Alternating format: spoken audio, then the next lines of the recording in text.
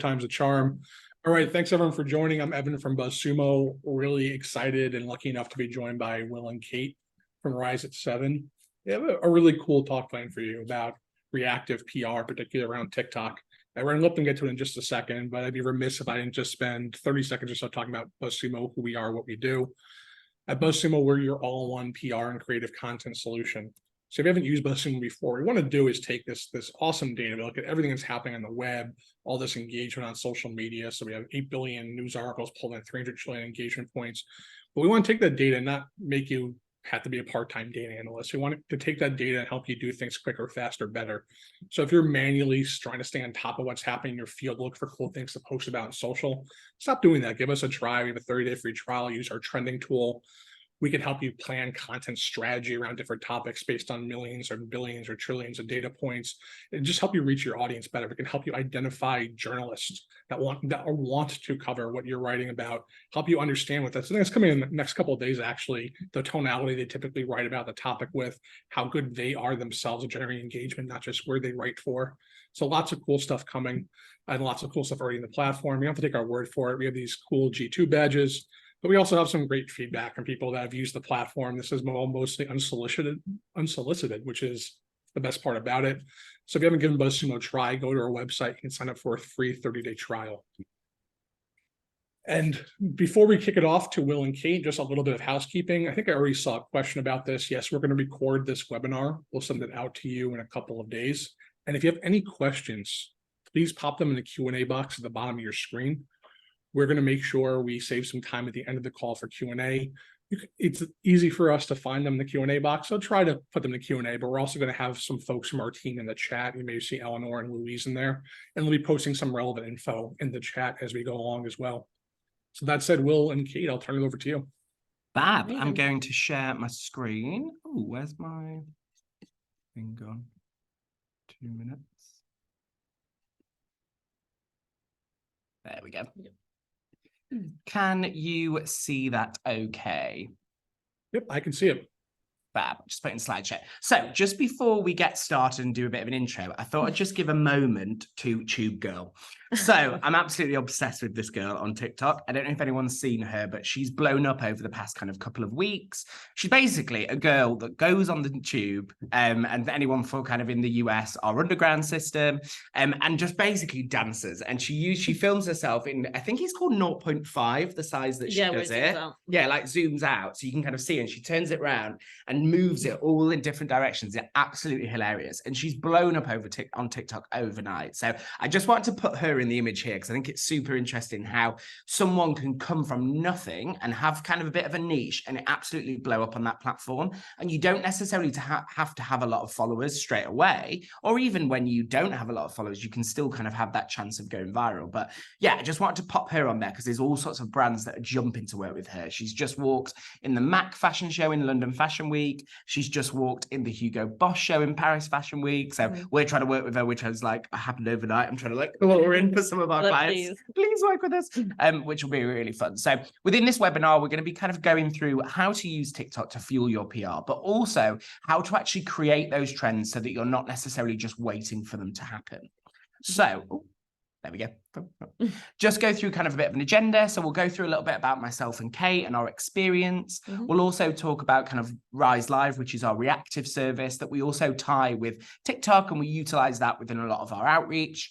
Why TikTok? So we'll be talking through like why you should use it, and then how to spot trends, when and how to use TikTok. So I think that's really important on when should you be using it and who should you be using it for. How to evaluate your campaigns from TikTok, how to actually make and set trends, when to work with talent, and then other ways to use TikTok. And then hopefully we'll have some time for some question and answer at the end. So next slide, just a little bit about us. So I can kind of intro first, but I'm Will Hobson, VP of PR. Currently going to be moving to our US office in the next couple of weeks, which is exciting. Been working in the industry for about 10 years across the UK, the US, and Europe. I've worked in all sorts of different industries. Fun story, I actually decided I wanted to be in PR when I was 14 because I watched too much Sex and the City. And I was like, you know what, that looks like fun. I really want to get Lucy Liu a Birkin. So just wanted to work in in it, but kind of when I started working in the industry, worked in all sorts of different kind of industries that I didn't really think I would love, like fashion, finance, tech, like loads of different ones. I thought, oh God, that's going to be a bit boring. But it's actually really, really fun. Worked on clients, everything from like Pretty Little Thing, Dermalogica, Revolution Beauty, Daily FX, more that I can't really mention. And then launched our PR offering in the UK, Germany, Spain, the Netherlands, and the US. So been here since the beginning, really. I did speak at Brighton SEO once. It was like 5 years ago. Yeah, you can include that. That's why I popped it in. I don't know if I'll do it again. It just makes me very nervous speaking in front of a lot of people. But kind of scary. Well, anyway, but yeah, a little bit about me, and I'm going to hand you over to the wonderful Kate. Yeah, so hello, I'm Kate. I'm head of Rise Live, which, as Will said earlier, is our reactive service, which I'll explain in a little bit more detail later on. But yeah, essentially, very similar to you. I kind of was going to uni, didn't quite know what to do, to be honest, was just going to do business. And then I saw one course in Liverpool where they actually did business and PR as well. And I was like, that could be fun. Let's see what it's like. Went and did it. I was very Heidi Montag, decided actually, do you know what? This is for me. It was a lot of fun, really enjoyed what I was doing. From that, I kind of went straight into the digital PR industry in a more kind of traditional sense. So I actually worked for a company called Global Brands, who did loads of FMCG products, which are the likes of like Hooch, VK, all your basically fun uni student night out drinks. So did loads of really fun events with them, loads of great PR kind of stuff with them. Then worked over at Wavemaker in Manchester, did a lot of digital PR there and kind of focused my experience there, which is where I've kind of got 6 years in the digital PR industry. Also started the influencer marketing service with the likes of like Saint-Tropez, Sanctuary Spa.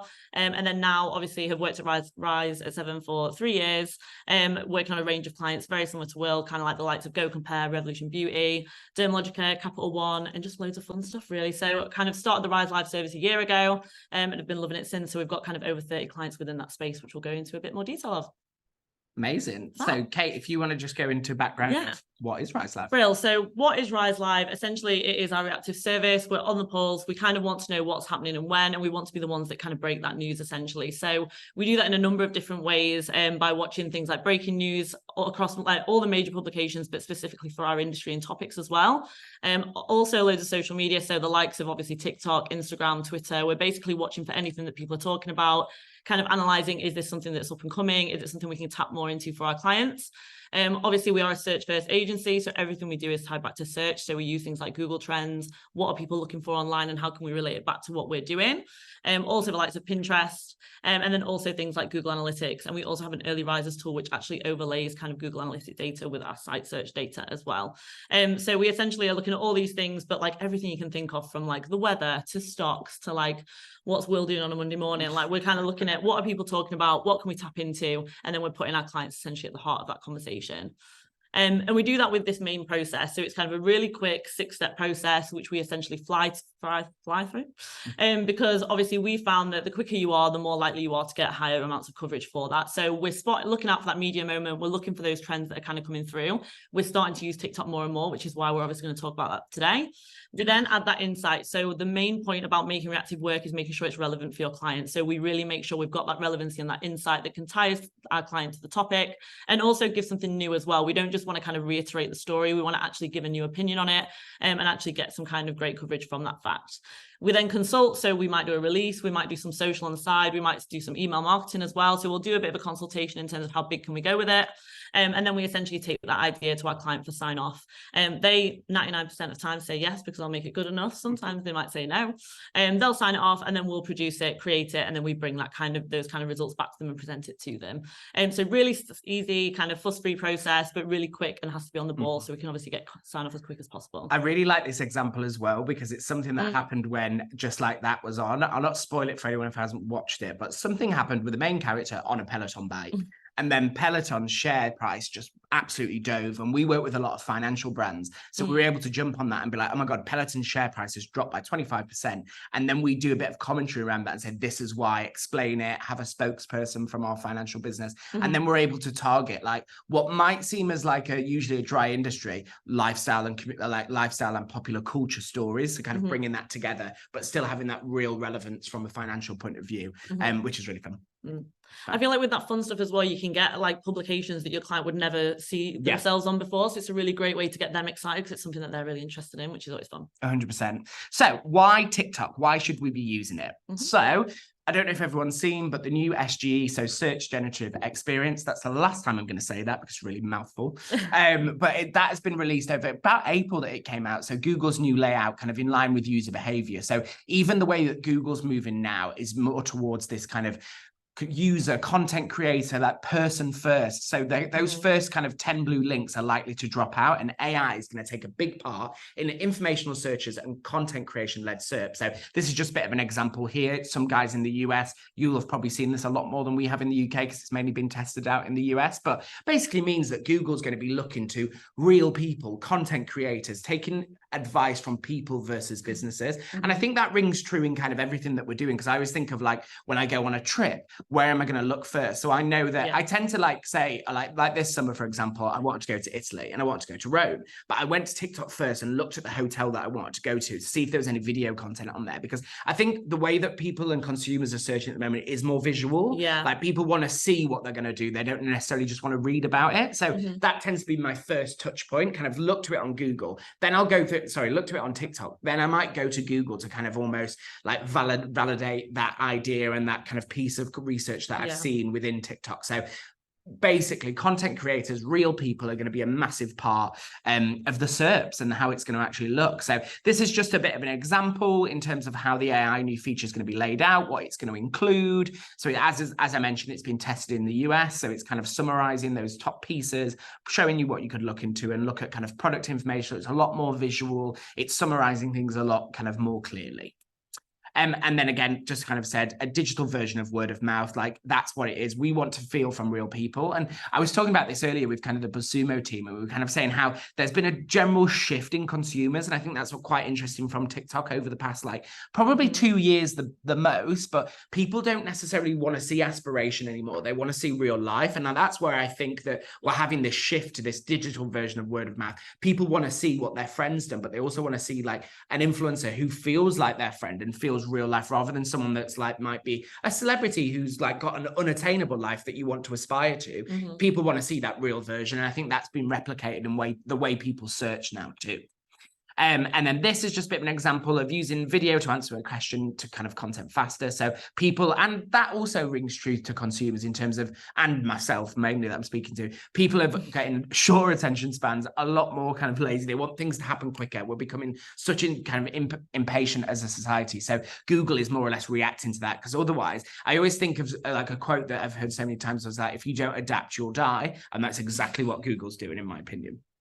And this was an update that just came out last week. So Google and TikTok are going into a partnership together. So they're exploring a new partnership which would integrate Google search prompts and potentially at some stage even result into TikTok's own search stream. So actually having those two tools work together and those two channels to work together. So just proves that it's more important now than ever for us to be using TikTok as part of our search strategies. It is a search channel within itself. So just a little bit of an insight. So TikTok has over 1 billion active monthly users. Probably I am 999 million of that. I'm on it 24/7, which is crazy. TikTok users tend to spend on average 95 minutes over 1.5 hours per day on the platform. It is probably one of the most places that I get my source of news. Like we've had loads of different reactives over the past like week that we've pulled from TikTok. That a lot of the things, like we've had a travel brand that we're working with at the moment where we've been looking at like passports. There's an influencer that talked about a passport rule that no one even knew, and that has blown up over the past couple of days. So it is becoming a main news source for myself and for a lot of people, I imagine. Do you want to go through this bit? Yeah, and then also just as we were kind of saying before, that obviously now TikTok is becoming that search tool. So like Will was saying, like I was looking for a bottomless brunch place in London the other week, and I'm like, well, I'm going to look on TikTok so I can actually see what the place is like. Like pictures don't always do it justice. Yeah. So what you can now find is obviously as soon as you kind of searching these keywords for your clients or for a certain topic that you want to expand into, you can start to see more of the suggestions of what you're actually going to find from the algorithm in that kind of space. So it's a really great way for you to be like, right, brunch or best, see what people are talking about and see if you can actually start to then tap into it to see what trends you can jump on. Yeah, for sure. It is so interesting. I think people going back to like that visualness that like the SGE is moving into from Google's perspective, I think people just want to see it and they want to see it fast. I'm lazy. Yeah, I want an answer exactly. quick. I want to be texting my friend quickly, what we're doing this weekend. Let's discuss a few things. I've seen this TikTok, let's do it. It's just easier. Yeah. It's just, it's just you want to find and you it just fast. know more of what you're in for. I feel like sometimes if you go somewhere and you're like, this isn't what I imagined it to be, you've got just a bit more of an idea from like video content. One thing I would say is that I do think, although obviously we're talking about how we're using TikTok to really fuel your PR, it's one part of it, and I'd say it's becoming a bigger part of it. I almost see it as a touch point, because I tend to go to TikTok, then I might go to, say I'm looking at a holiday, I'll go to TikTok as a bit of inspiration, as well as like, what does that place look like? I'll go to Google to search like the hotel, I'll look on TripAdvisor for the reviews of the hotel, then I might go to Instagram, see photos of that. So there's so many different touch points as a consumer that, as I think as SEOs and as PRs, we need to be looking at all those touch points, and TikTok is starting to generate a lot of those touch points, I would probably say, and it's taken up, like, if you think of it as a pie, like the percentage of the pie is getting taken up by them a lot more than they did before. Yeah, it's almost too big to ignore. 100%. At this point. You've got to be using it. Fab. So we'll show you how to spot trends. Yeah, perfect. So I think with spotting trends, it can always be really hard. I think it's like, I think of like, how can you go viral? It's like one of those really kind of tough questions. But I think the first tip, and one of the main ones, is to literally head straight to the source. So use TikTok to your advantage to see, right, what is actually happening on there that I can then tap into. And the TikTok Creative Center is perfect for this. So as you can see, it's a little bit of a snapshot just to the homepage. It's a really great way that you can just tap into those trends. So it obviously lays out kind of hashtags, songs, creators, different TikTok videos in there, and trends that are coming through. And you can see what those kind of trends have been through on a timeline as well. So is it completely new? Is it something that we can really tie into as well? And what you need to do essentially is you need to think like a creator. So what are other creators using, and how can you then use it? So it's really important to look at things like hashtags or certain topics, but it's also important to look at like songs. How are people tapping into these trends? What are they doing with the songs? Like Tube Girl, what songs are you using? How are they then kind of bringing out those songs to like tell a story as well? So don't just be alienated to look at just the hashtags, really explore the different kind of parts of it and see what you can really tap into. It's also really helpful to actually analyze the trend in real time. So as you can see here, it breaks down what those kind of trending hashtags are, see what the posts are, what are the views, and you can see that kind of trending spike. So is it something completely new that we need to jump on straight away? Is it something that's like having a continuous growth that we can make something bigger out of? Or is it starting to go on a downward spiral? Have you kind of missed the kind of opportunity? Is there really a point in you still jumping onto it? Yeah, I think that's really important as well, in terms of like knowing when to activate, because you wanted to get it at that spike when it's starting to go up before it has. And I think that goes to what we'll discuss in a little bit, and like, well, actually we need to create the trend rather than rely on it. I think timing really is everything, and kind of having clients on board with quickness is something that you're really going to want to use if you're wanting to use TikTok. If they're not going to be fast enough, there's maybe not an opportunity for you to do it. Yeah. It's also really helpful on the TikTok Center to actually flesh out your options for ideation too. So literally just, I clicked obviously into the Taylor Swift and Travis Kelce because it's kind of kicking off all over the place. Really interesting to see how it's literally in the last kind of 48 hours really spiraled. Everyone's now taking the piss, like asking their boyfriends like, oh my God, no one had heard of him before. And everyone's like, are you joking? He's like one of the best NFL players in the world. But it's a really interesting way for you to be like, oh, actually, I don't really think I could talk about Taylor Swift. There's nothing really that I can tap into. But when you come into it, you can actually see there's loads of different hashtags that are a part of that you could maybe explore instead, and actually tie it back in the end as well. So there's a really important way to actually still ideate and not just think that you're going to see a hashtag and you're going to instantly have an idea come to mind. Yeah, it's usually like the second part of it, isn't it? Like what it's related to, or what then that trend means. Exactly. And it's really important as well, things like these audience insights. So knowing what kind of age range is looking at it can be a really nice selling feature for when you're talking to your client as well. So if they're trying to tap into a new audience, or they're obviously kind of got their target audience that they're wanting to go for, it can be a really nice way to be like, look, trust us on this one. We want to try it. Let's see what kind of happens from it. Yeah, I like that. It's cool. Thanks. Also really helpful is you can obviously look actually by location as well. So obviously if you're kind of living in the UK, you're only really going to get UK content, maybe a bit of US content, but other than that, it's kind of based on your searches and your kind of interests.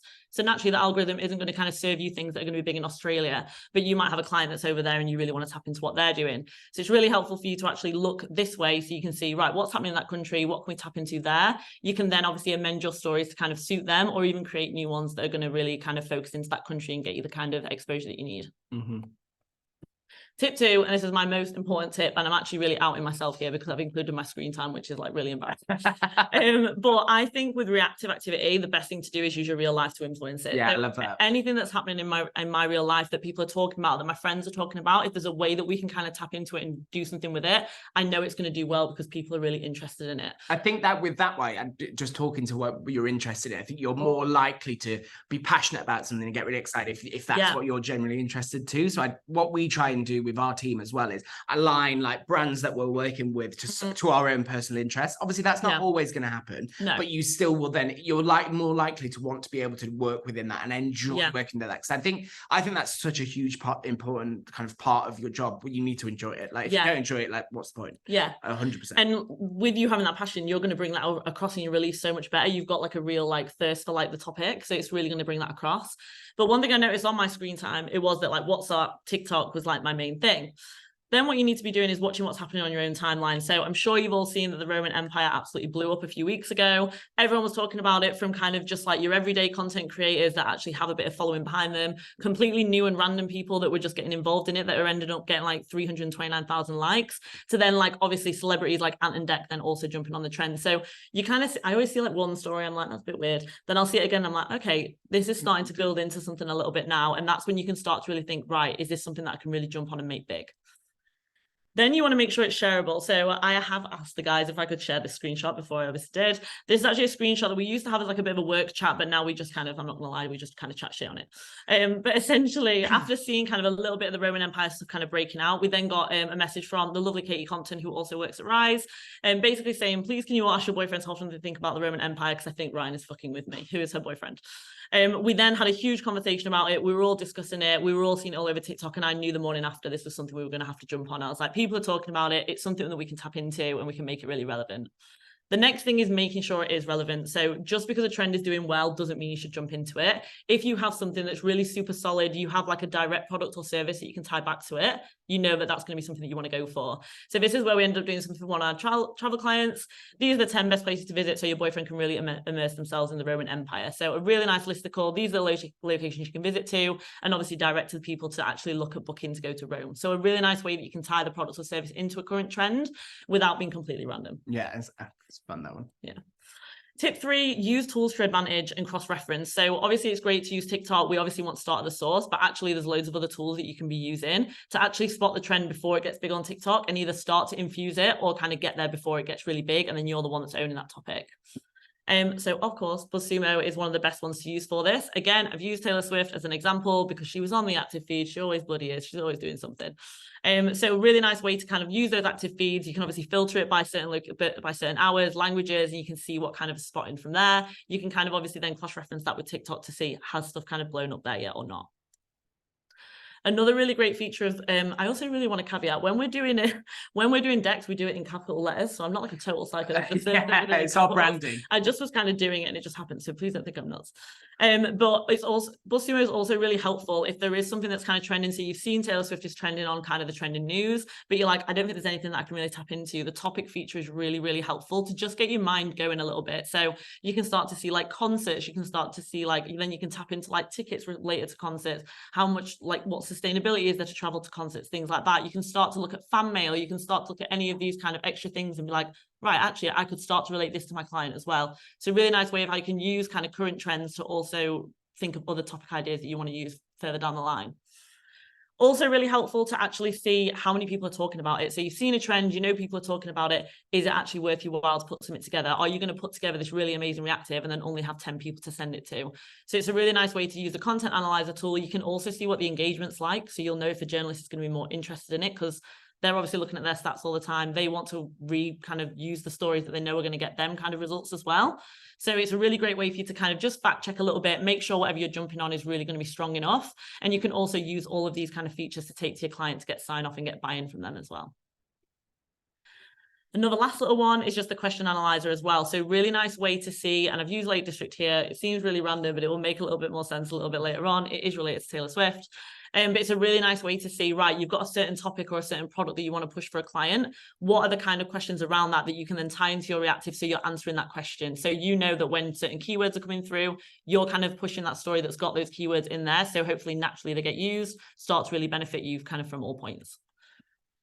And then also is Glimpse. So Glimpse is a really great tool that we always use. And we actually have this kind of advanced version, which is a really great way to actually tap into specific topics and industries, gives you loads of ideas of what you can kind of build up and go from. But then also they have that really great real-time search data, which is obviously so helpful for stories. It's so helpful to know and spot when something's happening. And I use the Taylor Swift example here again. So 601,000 searches in the past month, up 114%. So really nice way for you to even be like, I think this might do well. Let me look. It's doing well on Glimpse. Actually, let me look on TikTok. I'll see what people are doing, what people are talking about. Is there anything that I can jump off the back of it? And then you can start to really kind of round out your ideas. And I think it's good to almost qualify your idea, like you said, because I often use it and think if I'm thinking of like, oh, I'm thinking of a beauty client. This is like rosemary oil's actually down 10%. So like maybe that trend's ending, like that type of thing. So I'm like, actually, I'm going to avoid that, or it might be spiking. So you can use it to really like weigh up whether you should and shouldn't do something. It's always good to do a bit of research first and not just dive in. And then at least you're not going to get into it at the end and then be like, oh, I really should have looked into that and not kind of spent my time doing it. So yeah, always use different tools to kind of recheck and then go back to TikTok as your main source to just cross-check and make sure you've got extra bits you can add into it. Yep. And then the last tip, just to check the viral, just to spot trends, is also just like looking out for TikToks and how do you know if a TikTok is going to do well or not. So the way the TikTok algorithm works is obviously something's kind of pushed out. It kind of takes in a few different factors in terms of if they decide to spread it further. So if it suddenly gets a lot of interactions within those first kind of few minutes, that's when it'll start to push it onto more people, more users' platforms, and that's when it then starts that kind of ripple effect. So that's how you need to kind of use that kind of knowledge to understand, is this TikTok going to blow up or not? I used a really random example from a really random person, and it was basically he rang up his nan and played a prank on her essentially. But it's a really simple way of how you can spot, is something about to go viral? So one thing I always look at is what are the likes, what are the comments so far, and then I always cross-check that with their followers. So you can already see that there's like 2,000 likes, so he's already got more, like half as many likes as he has followers. That's a really strong engagement rate. Something's a bit different there. You can also look into the comments and see 8 minutes ago, 10 minutes ago, 11 minutes ago. So when I'm looking at it in real time, that's when it's kind of kicking off and kind of building out. And then I also obviously did this just as an example to show, so this was the next day, this is how much his followers, his likes had gone up, and how much those kind of interactions had happened. So I would know from that first one, this is something we want to jump on because it's starting to kind of build out. Sometimes I do see a TikTok at night, I'm like, I'll look at that in the morning and see if it's still doing well, and that's when I'll decide, right, is this something that we want to jump on for a client? Is there still time for us to go for it? Amazing. So when and how to use TikTok as part of your PR. So I've just broken this down like 3 rules that we tend to look at. And first of all, it's like, well, when the audience are there. So you need to kind of understand where your audience is spending a lot of their time and make sure that you invest your time there. So as Kate mentioned, we use a tool Glimpse, and I've got a bit of an example further down, but you can basically see around a certain keyword where the most amount of consumers spend their time looking for that keyword. So you can kind of see, okay, is it on TikTok? Is it on Pinterest? Is it on YouTube? Is it on Instagram, etc.? So then we're able to actually target our audience where you are.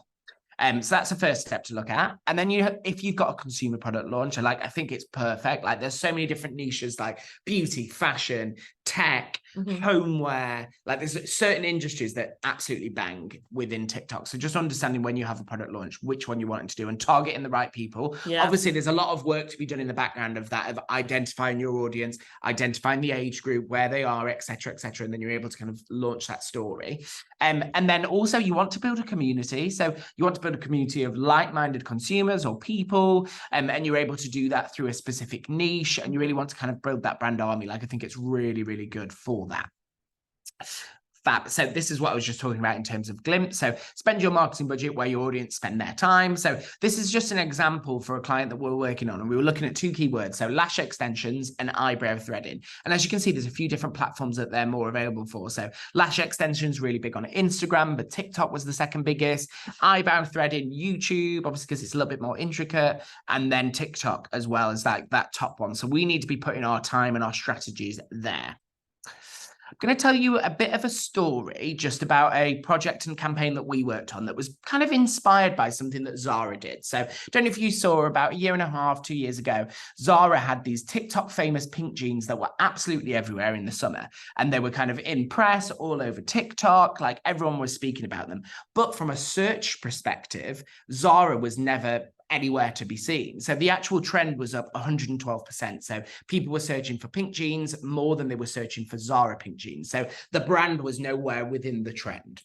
And as you can see here, this is the interest in terms of people searching for pink jeans versus Zara pink jeans, and actually having that brand name in there. So pink jeans was a huge trend that Zara created, but Zara were nowhere when you search for pink jeans. What ranked in first position was Next, which is a retailer in the UK. So they weren't necessarily where they were creating this trend. And we've seen that with a lot of brands. Well, they'll create demand for something, but not be able to facilitate it in the background on their own site, or driving demand for things that aren't there. Like, I always remember we worked with this fitness brand, and they were often kind of saying, because our site's in a bit of a mess, we're creating demand and giving it to Lululemon. So it's kind of like people who are able to outrank are going to take that demand from you, which is quite clever.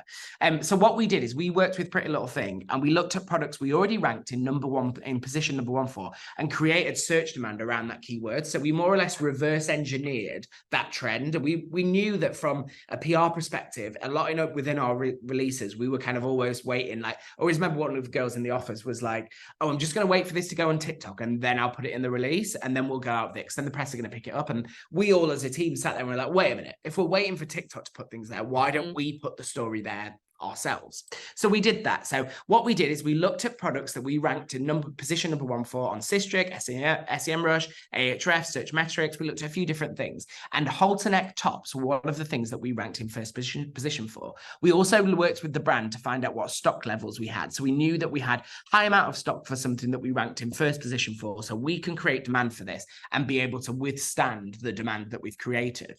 So in terms of kind of top line strategy, what we did is we chose that product category that we want to rank for. We gathered a list of 25 influencers and content creators on social and across TikTok, and we got them all wearing the top. A lot of them were gifted. So we didn't necessarily have huge amounts of paid activity for this. A lot of them were gifted the top that they wore. We then took them wearing this release, put it into a product PR story, and be like, oh my God, have you seen the TikTok top that's going viral all over TikTok? And as you can see, this is a headline that was in Glamour, that 7 wrapped halter neck tops to shake up your summer wardrobe. So a real product PR piece. And then we also got PLT to promote this on several different channels, from email, from kind of across their TikTok, across their social channels, across their kind of influencers that they have on retainer. So any brand ambassadors, we're having everyone to wear this top. So a real big push to wear that top, and then taking the insight and amplifying it from a PR perspective. And then everyone started wearing this style. We had everyone from Molly May, Hailey Bieber in the US, to Kaz from Love Island. Like, multiple different people are wearing this TikTok and this style of top, because we kind of reverse engineered the metric and put it there. And we put it in the press. So we got them on the likes of Cosmo, Heat World, 17 magazine in the US, Mail Online, some really, really cool ones. And we also infiltrate and put different search stats within there, different trend pieces. So we were able to really push that this top had gone viral. And this is just a bit of an example of the results that we got for there. So the actual search demand that went up, the coverage and links that we got, and kind of the actual reach from our content creators and influencers that we worked with. And then a few different kind of traffic pieces, views, and increase in traffic onto site.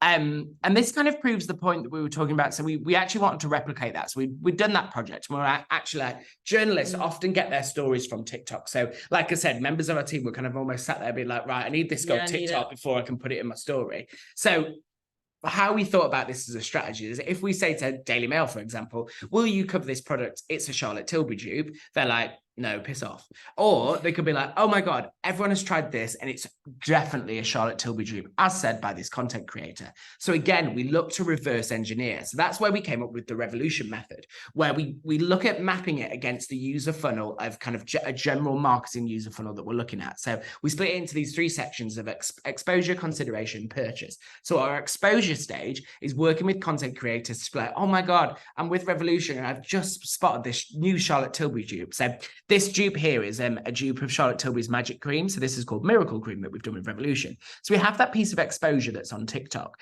We then, at the consideration stage, which is where we want that engagement, the click, the downloads, etc., we'll generate PR with it. And we'll often within our press releases put the content creators piece and content creators like footage and saying, this is where everyone's saying it. We then look at the other side of it, where we're looking at actually how do we get people to convert, and are taking the press coverage that we've done and putting that on TikTok as well, and be like, oh my God, have you seen that the Independent said that this is a Charlotte Tilbury Drew? Because then you're looking at like the trust metrics of multiple different people there. We've got the trust metric from a content creator. We've got the trust metric from press. The Independent's a really credible publication. So more people are going to be like, oh my God, they must know what they're talking about. And it's how I often view Google. And in terms of like the more people that are talking about you in a positive way, in a really relevant way, the more trust and authority that you're going to build. So we're just replicating that on different channels. And again, hitting those touch points that we talked about earlier that we need to hit on multiple different areas to get people to move along that user journey and that customer profile. And this is just a bit of an example of what we've done. We did replicate this story multiple times. We had loads of different angles for it. And that's what's the beauty of it. We had like the actual product launch piece. We've got the influencer content creator stories that we can add in there. We even had a story that was more kind of niche industry press themselves, where we were looking at like, oh, actually the miracle cream that sells like 60 units every minute and things like that. So we had that story within it. So we couldn't continue to push this. Then we launched like 100 ml version of it. Then we've launched an advent calendar this Christmas. Like it keeps, we're adding it out and padding it out. So it's got that constant story to it to kind of have a new angle and keep pushing that revenue and keep pushing those users. I think we've sold like 1 million units so far, which is crazy. And then our client, like I said, featured in the top stories for 3 days, dominating the SERPs. When you looked for, I think it was like moisturizer, cream, etc. We were in the SERPs in those huge, high authoritative publications, which is really, really cool. Fab. So that's kind of like how you should reverse engineer TikTok and how you should actually create that story. And then we'll look at what we should be evaluating with our campaigns and our wider PR campaigns. So this is a bit of an example of that funnel that I mentioned earlier, and how that we look at kind of content marketing that pushes the user along that journey. So we're trying to hit the user at every point. So we've got awareness pieces. So whether we're doing our PR campaigns that are hitting across TikTok, also out of home in real life, we'll then move into that traffic, social shares consideration side, where we'll have something that sits on site that we want to hit people with in terms of our social channels. We'll then want them to convert with like our on-site asset. And then we'll want to kind of retention and keep them as a customer by kind of diverting them to other areas of site off the campaign. So this is just a bit of an example of how we look at campaigns and as a whole. And we're kind of looking at it across multiple different platforms. And that's just with our opinion in terms of that. Although, like, a lot of our clients might come to us and say that searches have, like, we're at the highest visibility we've ever been on Google, but our traffic's down. And we're always like, well, actually, it might be down Google, but it's up somewhere else. So it's just that people aren't disappearing. They're just going to different platforms. Like we mentioned at the beginning, we're going to different platforms to look as users. So, of course, everyone else is. So just looking at kind of a few different top line kind of metrics that we'd look at. So primary metrics we're looking at, and this is mainly for kind of our TikTok campaigns that we're then tying into PR. We'd look at unique reach, average post reach, impressions, the community size that we're building, engagement rate. We also look at the volume of traffic that we've driven to site, increased revenue from social, branded search, product search. And then also we want to look at brand. We want to look at brand tracking. So whether we use that across multiple different metrics or we use that different tools, like we use YouGov, we use GWI, we use a few different ones in terms of audience data. So we're looking at kind of brand love, belonging. Are people looking to trust you as a brand more, like that familiarity? Are they going to then go through and purchase you? So it's kind of touching into these wider brand metrics and social metrics when we're working with TikTok. This kind of one of the other sides of it in terms of what we should be reporting on is definitely sales. So selling out a brand new product launch is something that we did with Revolution as well. So we launched our IRL filter foundation in different kind of retailers across the UK and the US. And this had a really interesting story, as well as having kind of like that dupe angle that we've had similar to the Miracle Miracle Cream. Love it, a Freudian slip. We also kind of looked at, well, actually, it's using those influencers and those content creators that we'd had to then amplify that story and generate a really successful launch and an amount of direct revenue from our coverage. So we often tend to look at when our coverage has been kind of gone live and when sales have then peaked, so we can map those dates together and overlay with them. Obviously, it's not all down to that activity, but it's definitely good to then map when we've had our coverage live and when we've been able to look at things. So in terms of kind of a snapshot of what to report on, you should be looking at traffic uplift, increase in referral traffic and sales, organic conversion attribution. So looking at those little moments within there to see if it's actually had an impact on you as a brand. And that's kind of what I was just talking to in terms of, can you correlate coverage to sales? So this is just an example screenshot for something that we worked on for Revolution. And you can see as one of our articles went live, this is when we started to have a spike in terms of traffic, but also sales, which we're able to overlay to them. So can you correlate those sales to your activity? Fab. And then when to work with talent, which is one of my favorite things to do, but it's also a chuffing nightmare. So obviously, as I mentioned earlier, Google's new layouts in line with user behavior. So content creators have become more and more prevalent than ever right now. And we've actually built out a team of in-house creators. And what the beauty of this is from building in-house creators is they work for us. They're people that sit within our team that we're able to test things out on. We're able to test formats. We're able to test like different types of variations of hooks and actually how we create the video and what the content is within the video. So we can see what works before we go and spend money on outside creators. So then we're almost using this as a test base, get it out there, flood the network. Then we're able to then, okay, well, this is when we should be working with people. And then we're also looking to build out our own network. So over kind of 50,000 content creators that we're looking to get over the next 3 years and all sorts of different varieties. So this is just an example of beauty. We're going to do everything from tech, finance, fashion, you name it, whatever. All of those things and get within it. So it'll be really, really exciting. So this is just a bit of an example of that. So something that we did for Mark Hill. So Mark Hill, within the UK market, it is a hair tool. It's quite affordable. It's in Boots, like drugstores. And they have this one curling wand here that looks literally like a dildo, which is crazy. So we did put together a social campaign for them that we do across TikTok, across Instagram, where we put a public service announcement to be like, it's not what you think. Warning, this is not a sex toy. Please do not use this as a sex toy. We were then able to kind of amplify that campaign with press to be like, users and Mark Hill customers are confusing their pick and mix wand as a sex toy. And it got an amazing amount of traction to the point where Love Island actually asked to put the tools within their villa, which was super, super exciting. Got amazing amounts of revenue from our kind of campaign over that period and some really, really cool conversion rates and traffic to site. So just a fun story that's happened on social that we've been able to amplify from press. So really able to kind of put within what you're working on. Fab, this is something that we also use from a content creator's point of view. So flying to position 1 for airport outfits. We noticed searches online for airport outfits were huge as we came out of the pandemic. So 2021 summer, as international travel was allowed, people wanted to look banging in the airport when they got there. So we wanted to create an actual category for Pretty Little Thing where you could buy airport outfits on this.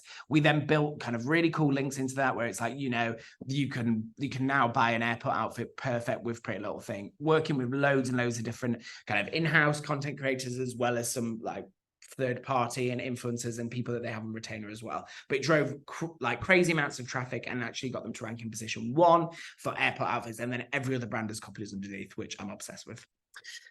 So just to summarize in terms of when you should work with talent, when the audience aligns, so your audience need to be there, it needs to be right for them, it needs to be the right people, also needs to be the right product that you're working with them on or the right service. It's not just about products. You need to set a trend. So if you're wanting to kind of almost reverse engineer like we did with Pretty Little Thing, or you want to reverse engineer like we did with Revolution and really set a trend. And also if you need to drive demand, if you want to drive demand in a short space of time, very kind of successfully, definitely should be working with content creators, but just making sure you vet the right ones and making sure that they're super relevant to your audience. Fab. Yeah. Hand over to you, Kate. Fab. Then there's a few other ways you can use TikTok as well. So not just kind of spotting those trends, but also using it as kind of a data source as well.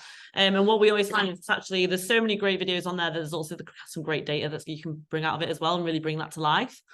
Number 1 is hashtag data. So obviously all of us will know, especially within the digital PR space, that Instagrammable became like the biggest thing like quite a few years ago. Still really relevant now for the right kind of aesthetic, the right kind of story, but it really was something that blew up and kind of went a little bit too far. That has now changed, obviously, with TikTok becoming more kind of popular, and we're starting to see that actually, as Will was saying before, journalists are really starting to want kind of TikTok data and use that to advantage. So this is starting to take kind of precedent over these kind of Instagrammable kind of features. And one thing you can do is really use TikTok to kind of see, you know, how popular something is. can this be a ranking for something, or can I make something bigger from this? Can I give something new to the kind of conversation? So these are two little examples that I've put in here. The first one is something we were doing for our client called Park Dean, who really wanted to focus on beaches. And what we actually found was, beaches, they're very aesthetic. People want to see where they're going to. They want to see kind of like where are the whitest sands, where are the bluest waters. So what we actually decided to do was make a bit of a ranking of where are the best beaches and where from TikTok. So who is going to these beaches, deciding to film because they love where they're at. So it's a really nice way that we can actually reveal where the best beaches in Wales or in the UK according to TikTok.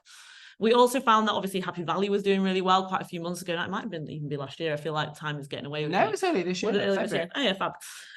So yeah, obviously Happy Valley was doing really well, and we started to see that like loads of people were like, people are descending on Hebden Bridge, like going to these kind of locations. And what we actually found was to add something new to this. It was like, right, well, where according to TikTok is the most kind of exciting, the busiest? Where do people really want to go to? And kind of tying it back to that TikTok fact to make sure that journalists had some really nice juicy data to kind of sink their teeth And I into. think adding popular culture pieces always opens up different publications that you can target, and a lot of like high authority publications for sure. So I think it just opens so many avenues. That's so cool. Yeah. How to actually analyze that data. So this is just a little bit of a snapshot of the best beaches one for Wales. Literally all you actually just need to do is literally search whatever your kind of topic is, what it is that you're looking for, search for it on TikTok. You then need to scroll across to the right, and that's when it gives you the hashtags feature. And not only does it give you the hashtags, it gives you how many views there are. So you can essentially look at different things, whatever you're trying to rank, work out what those are, put them in a separate spreadsheet, and then you can actually create your own ranking from that, which is what you can then push to press in a much nicer formatted, prettier way that they're going to really appreciate. You can also keep it really simple as well. So obviously, as we were kind of saying before, you can use things like obviously Taylor Swift, how many people are searching for it. You've kind of spotted that trend is kind of happening over on TikTok. You can then use your other tools to your advantage to kind of add that data to it and really kind of bring that to life. If you go to the next one. And then use that really relatable data. So this story that we did, which was all to do with Taylor Swift, it was when kind of she was obviously blowing up with the Eras tour and everyone was trying to get tickets for it. We realized that one of her songs actually mentioned the Lake District in it.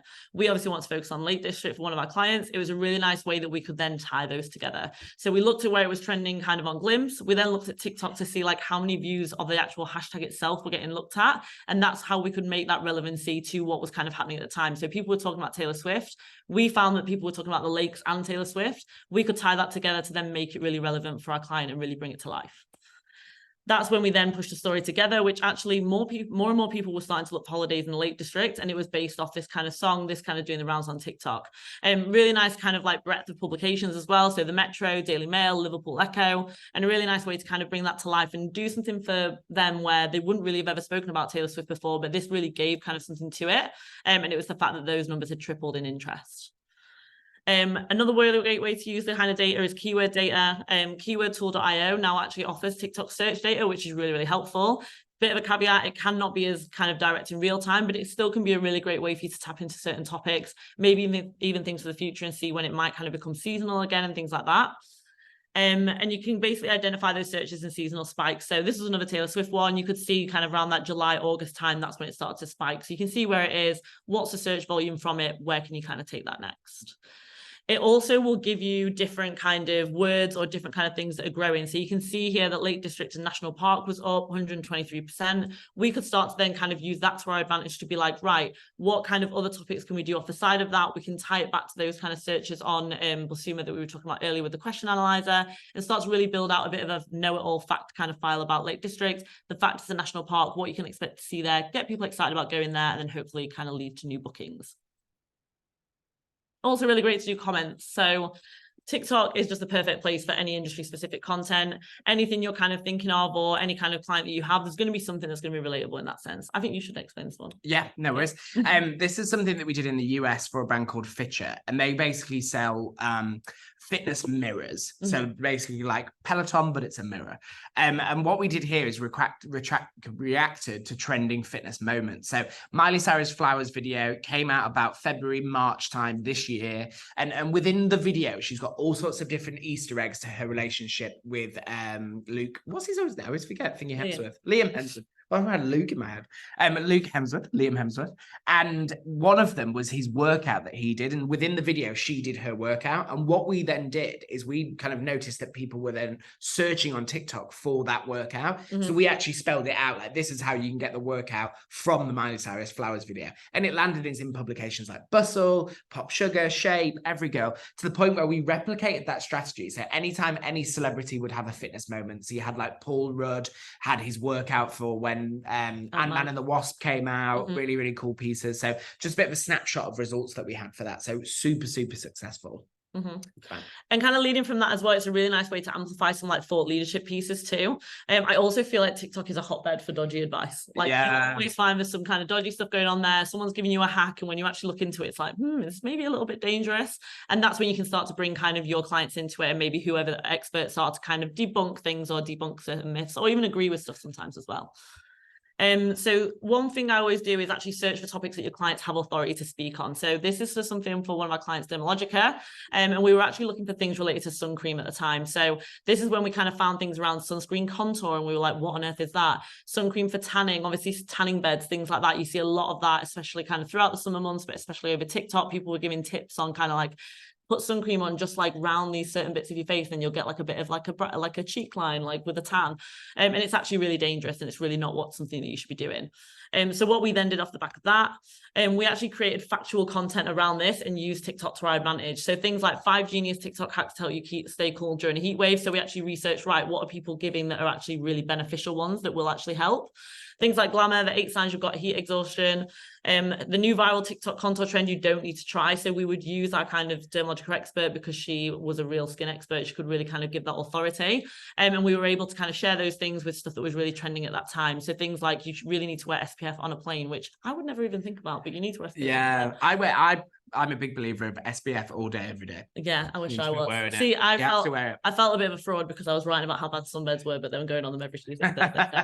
But really great way for you to kind of tap into those kind of content pieces, really bring it to life. So sometimes I just think when you're watching a TikTok, you find a personal interest in it, think a little bit to the other side and be like, right, actually, could I do any of this for any of my clients or any other clients within the agency that I maybe don't work on directly? And this is just a little bit of a snapshot of those results. So loads of nice links direct to those category pages that actually led to kind of product uplifts as well. So really nice way to put the product to the forefront without just being really salesy and really sales focused. Yeah. Then we also redistributed the source. So we also actually used Victoria, who is our expert, to actually stitch with a few of these kind of bad pieces that were out there and bad TikToks that we spotted. And they did really well. So this one in particular, like 437,000 views, nearly over 9,000 likes. So a really nice way that if you spot it on TikTok, if you have the means to then reshare it and actually bring more back to your client, do it. Try it. And then TikTok SEO. So another really nice way to do it is actually starting to think about the fact that TikTok has its own SEO kind of versions as well. So what we actually did was creating loads of short form content and using our content creators that Will kind of went through before, and actually creating specific kind of content around these certain products, these certain keywords, and really making sure we were kind of amping them up to the max. This now has led to us ranking for loads of branded and non-branded keywords that are related to those products, related to these skin issues. And we now rank kind of position 1 to 5 on TikTok. So as soon as someone's searching for this kind of treatment, they're going to see us, they're going to see our product, they're going to be a lot more interested in it. It builds that authority. So as TikTok continues to grow, we can really start to kind of set that precedent and keep that going. Amazing. And then key takeaways. So just kind of a couple of bits that we'd like to take away from this. So Google is moving to offer users perspective. So starting to be real people first. Search isn't just about Google. There's other channels, like we said, TikTok we've just spoke to today, but there's many, many more. And then also just lastly, chase your audience, not algorithms. So go where your audience are, not just because we've been so reliant on Google in the past that we think they're there. Go to where they actually are. And that is everything. Yes. I don't know if you want to any questions, Evan.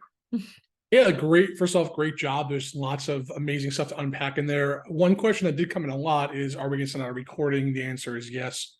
We will send out a recording. I'm sure there's a lot of folks that want to look at some of those details a bit more closely, rewind some places. So we're going to send that out to you guys. We have just about 4 minutes or so. So we'll try to get to like 2 questions or so, 2 or 3 questions. So one that came in I thought was kind of interesting, because I have heard this one before and I don't have a firm opinion on it.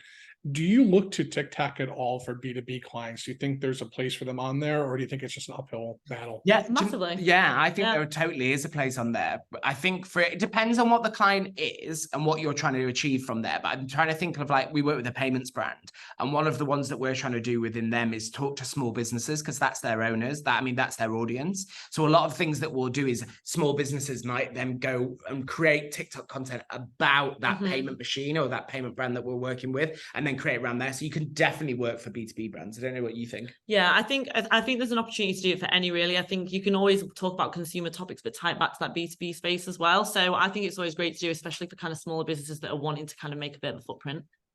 Yeah. Pretty interesting take. Now, a question I have that could probably be a whole separate webinar, so I'll try to ask a distilled version of it. People are asking about if you could elaborate more on how you involve journalists in that aspect. You lead out the 3 parts, right? You talk about getting journalists to cover it in a few cases. What's a quick tip or two, right? I'm sure you could talk for 45 minutes just about that. Do you mean in terms of like how do we get journalists buy-in to the story? Exactly. You already have you're getting the TikTok virality. I'm guessing you're probably using that to leverage the journalists. Yeah, interest. exactly. So Yeah. what we would look to do is like, say we've got, just looking at that Revolution piece, they've said on TikTok that that's a dupe for Charlotte Tilbury's Magic Cream. We're then using that TikTok content within our outreach. So we'll be like, hey, journalist at Futsal, have you seen this TikTok piece that's here? Mhm. Oh my God, that everyone's saying this is a dupe for Charlotte Tilbury. And then we create a story around that. So it's kind of like involving that within the whole story making. Yeah, so that kind of opens up the conversation, but then we're giving the extra detail about what are the product details, what is the kind of features of it that journalists will be interested in. Yeah. Gotcha. That makes a ton of sense. One other question, I think it's similar to the B2B question, is I think we're all aware of the demographics of who's on TikTok. So do you see it at all as an appropriate place for customers that are trying to target an older demographic, let's say people over the age of 30 or 35? Or do you really just make sure your time, if you're spending time and effort on TikTok, it's to target the younger demographic? Yeah. I think naturally it is a much younger audience, but I do find that more and more people are starting to use it, or even TikTok's then getting redistributed on kind of Facebook. Yeah, I was Reels. about So to say. it's almost seeding across in a way. It might not be quite direct, but those same topics are starting to kind of filter into different age ranges.